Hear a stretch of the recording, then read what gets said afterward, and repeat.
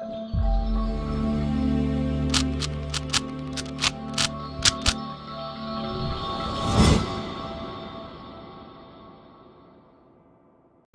guys, welcome to Viva Classes. I hope you like my videos. If you like my videos, please like, share and subscribe our channel. हमने अपनी videos के पीछे एक ही फंडा बना रखा है, कम टाइम में कंसेप्ट ज़्यादा, क्योंकि हमें पता है आपका टाइम कीमती है और हम उसकी वैल्यू करते हैं। तो हमारी कोशिश ये रहती है कि कम टाइम में आपको ज़्यादा नॉलेज दी जाए और वो भी आपको समझ में आए। तो चलिए आज हम आपके साथ पार्ट 4 डिस्कस करेंगे प्रिंसिपल ऑफ मैनेजमेंट का, क्लास 12 की बिजनेस स्टडीज़ हैं, जिसमें हम फ्रेडरिक विंस्लो टेलर की टेक्निक डिस्कस करेंगे। 4 टेक्निक हम आपके साथ डिस्कस करेंगे और बहुत अच्छे नोट्स हैं। अगर आप चाहें तो साथ साथ स्क्रीनशॉट ले सकते हैं या समझते हुए साथ साथ नोट्स बना सकते हैं। वो बेस्ट अप्रोच रहती है, क्योंकि समझा हुआ जब आप खुद अपनी राइटिंग में लिखते हैं उससे बेस्ट कुछ भी नहीं होता। तो चलिए सबसे पहली टेक्निक क्या है, फंक्शनल फॉर्मेनशिप।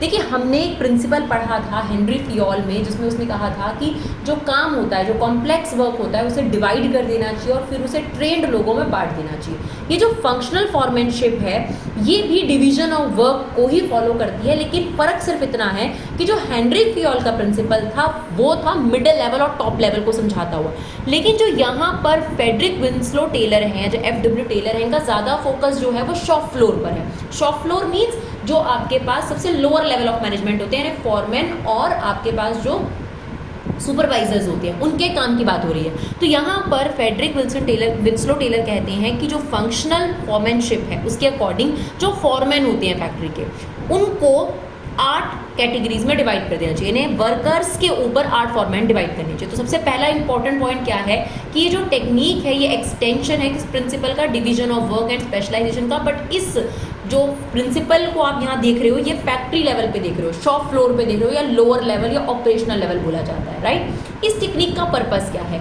ताकि जो सुपरविजन है वो इम्प्रूव हो, राइट। और प्लानिंग और एग्जीक्यूशन तो अलग अलग लोग करें। प्लानिंग इंचार्ज अलग है इस टेक्निक के अकॉर्डिंग और एग्जीक्यूशन इंचार्ज अलग होना चाहिए। यानी आपके पास जो फैक्ट्री मैनेजर होगा उसमें 2 अलग अलग इंचार्ज अपॉइंट करो। प्लानिंग इंचार्ज जिसका काम होगा प्लानिंग चेक करना, जिसके नीचे 4 फॉरमैन होंगे, और प्रोडक्शन इंचार्ज जिसके नीचे फर्दर 4 फॉरमैन होंगे। एक एक करके हम इनको डिस्कस करेंगे। तो पहले तो आपको इतना समझ में आया कि ये जो टेक्निक है, 4 टेक्निक है, इसमें से फ्रेडरिक विंस्लो टेलर का क्या कहना है कि जो काम है उसे डिवाइड कर दो और डिवाइड करने के बाद स्पेशलाइज्ड लोगों में बांट दो। ये बहुत कम ऑर्गेनाइजेशन में देखने को मिलेगा कि आपको 8 फॉरमैन्स देखने को मिले, बट अकॉर्डिंग टू टेलर आपके पास 8 फॉरमैन होने चाहिए ताकि आपका जो काम है वो जल्दी से जल्दी हो। तो worker take order from 8 foremen at least, ठीक।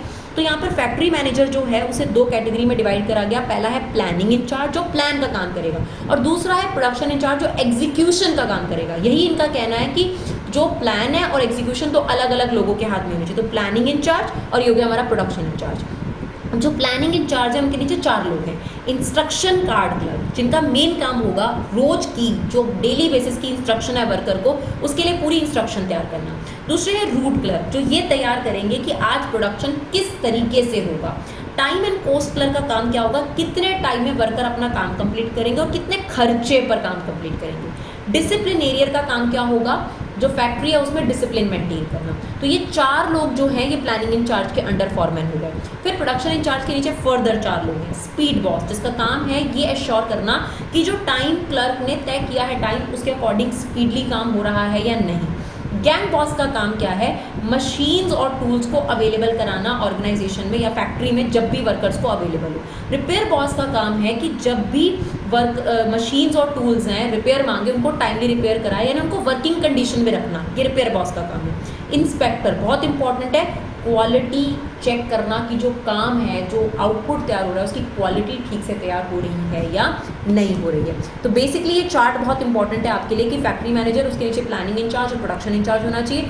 प्लानिंग इंचार्ज के नीचे हम 4 लोग पढ़ रहे थे, जिसमें से हमने पढ़ा इंस्ट्रक्शन कार्ड क्लर्क जिसका काम है इंस्ट्रक्शन ड्राफ्ट करना वर्कर्स के लिए। रूट क्लर्क जिसका काम है प्रोडक्शन का रूट तय करना। टाइम और कॉस्ट क्लर्क का काम है कितने टाइम में और कितने खर्चे पर काम कंप्लीट हो जाना चाहिए पर डे का।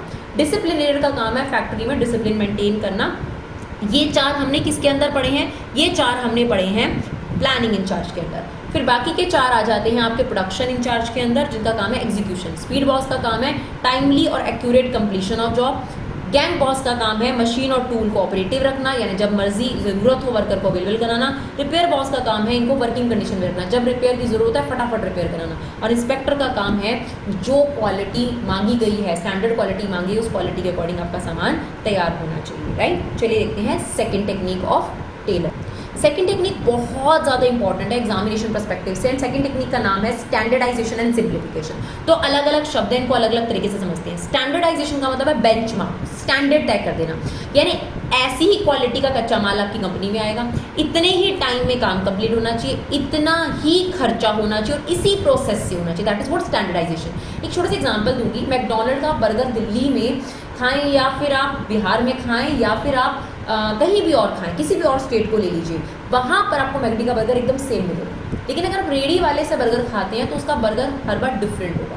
तो स्टैंडर्ड फिक्स कर दिया मैकडोनल्ड ने कि मेरा बर्गर सब जगह सेम होना चाहिए, सेम तरीके से तैयार होना चाहिए, सेम प्रोसेस होना चाहिए, इसलिए जो आउटपुट तैयार होता है वो स्टैंडर्ड होता है। तो स्टैंडर्डाइजेशन का मतलब है setting benchmark for every business activity, like standard time, इतने ही टाइम में काम कंप्लीट होना चाहिए, ऐसा ही कच्चा माल आना चाहिए हर बार, स्टैंडर्डाइजेशन ऑफ प्रोसेस, इसी तरीके से ये प्रोसेस जो है सामान बनना चाहिए। क्वालिटी ऑफ रॉ मटेरियल यही होनी चाहिए और क्वालिटी ऑफ आउटपुट भी यही होनी चाहिए। पहले से एक बेंचमार्क, एक स्टैंडर्ड तय कर देना, दैट इज व्हाट स्टैंडर्डाइजेशन, जिसका ये फायदा होगा कि हर बार आपके पास जो रिजल्ट होगा वो सेम रहेगा। उसके बाद आता है सिंप्लीफिकेशन। सिंप्लीफिकेशन का काम क्या है कि अगर आपके पास कोई ऐसे प्रोडक्ट हैं या कोई ऐसी वैरायटीज़ हैं जो आपके बाकी प्रोडक्ट्स की प्रॉफिटेबिलिटी को हार्म कर रहे हैं, उन अननेसेसरी डाइवर्सिटी को, उन अननेसेसरी वैरायटी को और साइजेस को रिमूव कर दीजिए। जैसे एक एग्जांपल के तौर पर मेरा बहुत अच्छा जो है एक शेक का कहीं पे आउटलेट चल रहा है और मेरे को लगा यार शेक्स के साथ साथ ना एक काम करते हैं हम लोग ना टी भी शुरू कर देते हैं, अलग अलग तरीके की टी।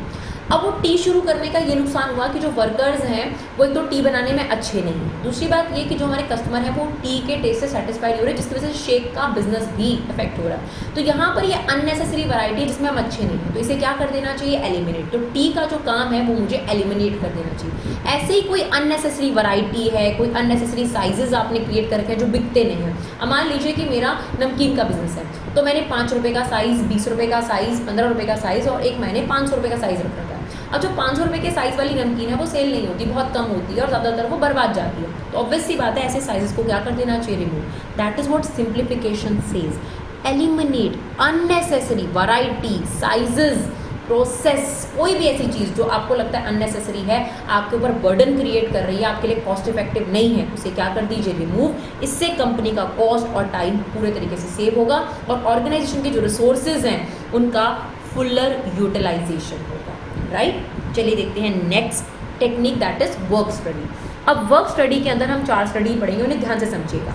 पहली है मेथड स्टडी। मेथड स्टडी क्या कहता है, आपको याद है हमने टेलर के प्रिंसिपल्स पढ़े थे जिसमें ये कहा गया था पहले प्रिंसिपल के अंदर कि 1 बेस्ट मेथड होना चाहिए, right, science not rule of thumb. वो 1 बेस्ट मेथड चूज कहाँ किया गया, इस स्टडी के अंदर। ये स्टडी क्या कहती है, पहले किसी भी चीज़ को करने के, मान लीजिए आपके पास 3-4 मेथड है, मेथड 1, मेथड 2, मेथड 3, इन तीनों मेथड को टेस्ट करो। एक एग्जांपल के तौर पे मैं टीचिंग के ही मेथड अप्लाई करूँ। एक मैंने ट्राई किया कि एक काम करती हूँ कि मैं पहले पढ़ाती हूँ फिर बच्चों को नोट्स लिखवाती हूँ। दूसरा मेथड मैंने ट्राई किया नोट्स दे देती हूँ और उसी से रीड करवा देती हूँ। तीसरा मेथड मैं कहती हूँ कि मैं पढ़ाऊँगी और आप अपने आप नोट्स बना कर आएंगे। तो ये तीनों मेथड मैंने 1-1 महीना अप्लाई करे स्टूडेंट्स के ऊपर और मैंने ये देखा जो सेकेंड मेथड है उससे स्टूडेंट ज़्यादा अच्छा रिजल्ट देते हैं। तो out of 3 method I choose the method 2। That is what method study all about. Method study का काम क्या है, जो अवेलेबल मेथड्स हैं उनको डीपली एनालाइज करो, उनके प्रॉस कॉन्स, बेनिफिट्स और कॉस्ट वगैरह जो भी है, कितना खर्चा पड़ रहा है, क्या फ़ायदा हो रहा है, वो सब देखो और फाइनली उसमें से एक बेस्ट मेथड चूज कर लो। That is what method study all about. तो in method study the objective is to find out 1 best method. क्या पर्पस है हमारा, 1 best method out of the available method. जो भी आपके पास अवेलेबल मेथड है उनको एनालाइज करो और वो वाला मेथड चूज करो जिससे आपका आउटपुट मैक्सिमाइज हो रहा है, जिससे आपके कस्टमर सेटिस्फाई हो रहे हैं और आपकी कॉस्ट जो है वो मिनिमाइज होती है, राइट।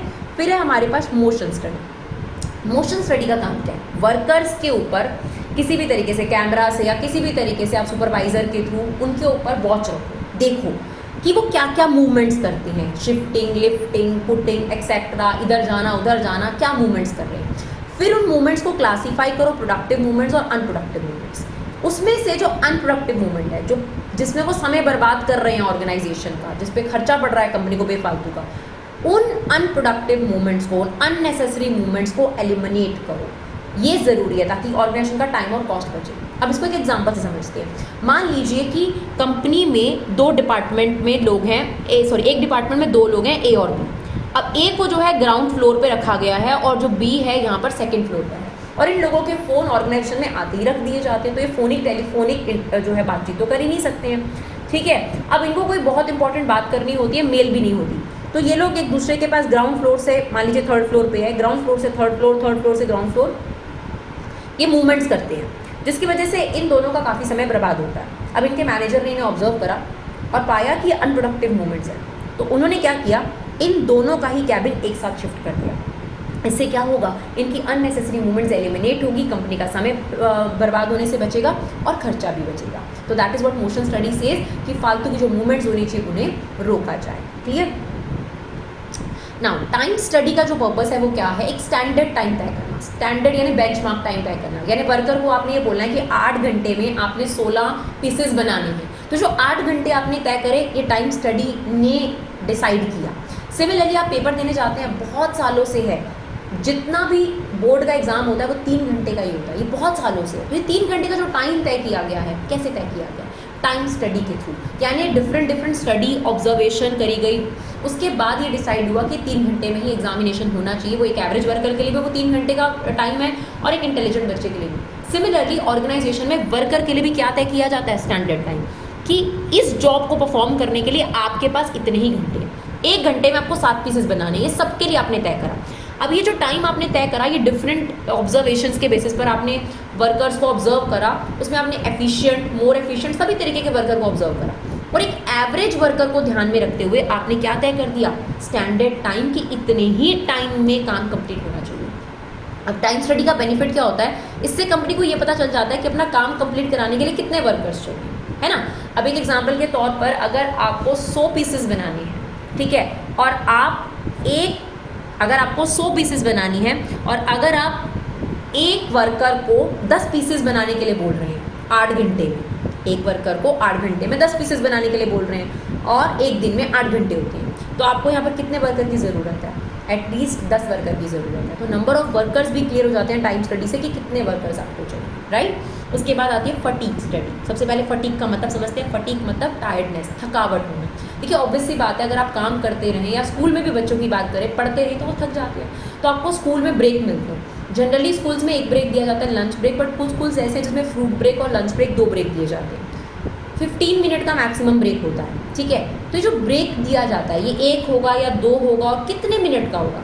फैक्ट्री में वर्कर को 2 ब्रेक दिए जाते हैं, एक टी ब्रेक दिया जाता है, एक लंच ब्रेक दिया जाता है। ये 15 मिनट का ही क्यों होता है, ये आधे घंटे का क्यों नहीं होता, 1 घंटे का क्यों नहीं होता, या फिर ये सिर्फ 5-5 मिनट का बार बार क्यों नहीं होता। ये बहुत सोच समझ के डिसाइड करा गया कि वर्कर थकते हैं और उस थकावट को दूर करने के लिए उनको रेस्ट इंटरवल देना ज़रूरी है, लेकिन ये रेस्ट इंटरवल इतना लंबा नहीं होना चाहिए कि भाई वो ज़्यादा ही रिलैक्स हो जाए। अब एक एग्जाम्पल के तौर पे अगर आप वर्कर को 1 घंटे का ब्रेक दे दोगे तो उसका माइंड रेस्ट मोड में चला जाएगा, फिर वो वापस काम में आने में ही 15-20 मिनट लगा देगा। देखिए जब आपको ब्रेक मिलने वाली होती है 15 मिनट पहले ही आपका दिमाग काम करना बंद कर देता है। 1 घंटा आपकी ब्रेक का और 1 घंटे की ब्रेक लेकर आप वापस आओगे तो 15 मिनट वो बर्बाद कर दिया आपने, तो फिर तो ऑर्गेनाइजेशन का 1.5 घंटा बर्बाद हो जाएगा। तो इसीलिए सिर्फ 15 मिनट का ब्रेक दिया जाता है कि आपको सेटल डाउन होने में 5-7 मिनट लगेंगे और खा पीकर आप 5-7 मिनट में वापस ही आओगे, आपको बहुत हल्का सा रिलैक्सेशन मिलेगा, आपको रेस्ट भी मिल गया और आपका जो बॉडी है वो पूरे तरीके से रेस्ट मोड में नहीं गया, यानी आपको काम में वापस आने में ज़्यादा समय नहीं लगना चाहिए। तो बेसिकली फटीग स्टडी में क्या किया जाता है, ये डिसाइड करा जाता है कि कितने अमाउंट का और कितनी बार रेस्ट इंटरवल दिया जाए, 15 मिनट का ब्रेक दिया जाए, कितनी बार दिया जाए, ये फटीग स्टडी में डिसाइड करा जाता है। थकता क्यों है वर्कर, सिंपल सी बात है, या तो बहुत ज़्यादा लॉन्ग वर्किंग आवर्स होंगे, ठीक है, या हो सकता है बैड वर्किंग कंडीशंस हो, या कभी कभी ये रीज़न भी हो सकता है कि अच्छे रिलेशन ना हो बॉस के साथ, ये भी रीज़न हो सकता है। पर जनरली जो थकावट का कारण है वो यही है, लॉन्ग वर्किंग आवर्स, राइट। फिर हमारी लास्ट जो टेक्निक है, डिफरेंशियल पीस वेज सिस्टम। इसमें क्या करा गया है, पीसेस के बेसिस पर वर्कर्स को डिफरेंशिएट वेजेस दिए जाते हैं, अलग अलग वेजेस। जैसे कि एग्जांपल के तौर पर 2 वेज रेट ऑर्गेनाइजेशन ने रखी, अगर आप 200 या 200 से ज़्यादा पीसेस बनाएंगे तो आपको पर पीस 15 रुपये देंगे, और अगर आपने 200 से कम यूनिट बनाई तो आपको पर यूनिट 200 रुपये मिलेंगे। तो ये हो गए एफिशिएंट वर्कर और ये हो गए इनइफेक्टिव वर्कर, ठीक है ना। तो इनको मोटिवेट किया जाता है कि जितने ज़्यादा पीसेस बनाओगे उतना ज़्यादा आपको वेजेस मिलेगा। तो बेसिकली इसका पर्पस क्या है, different wages for different work. ये रिवॉर्ड करता है एफिशिएंट वर्कर को और मोटिवेट करता है लेस एफिशिएंट वर्कर को कि आप भी बढ़िया करो। तो पीसेस के बेसिस पर आपने वेजेस डिफरेंशिएट कर दी, that is what differential piece wage system. तो 15 मिनट के अंदर हमने आपके साथ ये टॉपिक डिस्कस करा है, यानी एक जो घंटे की क्लास होती है उससे भी कम में आपके साथ एक पूरा टॉपिक डिस्कस करा है। तो आई होप आपको हमारी वीडियोस अच्छी लगी। अगर आपको हमारी वीडियो अच्छी लगे तो प्लीज़ इन्हें शेयर जरूर करें। Thank you so much guys for love and support, keep supporting Vibha class.